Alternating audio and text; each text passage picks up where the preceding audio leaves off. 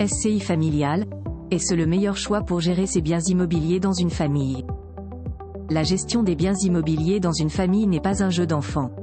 Pour que cette étape se passe sans encombre, il existe ce que l'on appelle la Société Civile Immobilière Familiale ou la SCI qui réduit tout risque de conflit. Mais, est-ce réellement la meilleure stratégie à adopter? Réponse dans cette vidéo. Comprendre le fonctionnement de la SCI familiale. La SCI familiale est un statut juridique. Comme son nom l'indique, elle est créée par les différents membres de la même famille.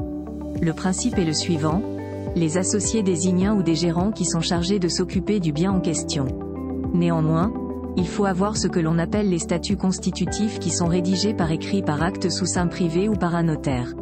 Ces documents apportent toutes les informations nécessaires autour de la société en question. Ils définissent le pouvoir de chaque famille ainsi que la majorité indispensable à chaque prise de décision. En clair, ils déterminent les règles de base de fonctionnement ainsi que les modes de direction à adopter. Pourquoi opter pour la SCI familiale?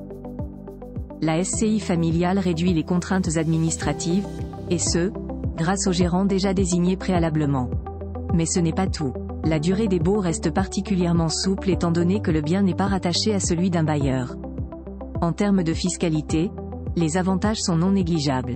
Sachez que normalement les bénéfices devraient être soumis à l'impôt sur les sociétés et l'impôt sur le revenu. Mais, techniquement, la SCI n'est pas assujettie à l'IS.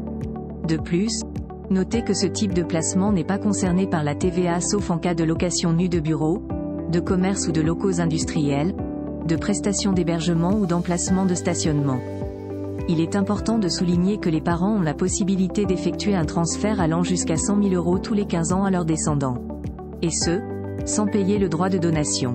Dans le cadre d'un démembrement, vous pouvez réaliser un don de pièces avec des réserves d'usufruit. Ce qui permet de réduire les droits de mutation qui s'appliquent uniquement sur la nue propriété des parts. Création d'une SCI familiale, explication. Pour créer une SCI familiale, il faudra au moins 2 individus à l'origine du projet.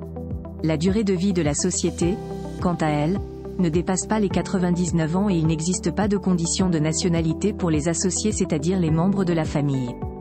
Aussi, sachez qu'il n'y a pas de capital social minimum, mais en revanche, vous devez remplir certaines formalités telles que la publication d'un acte de constitution, l'enregistrement des statuts ainsi que d'autres procédures au centre de formalité des entreprises.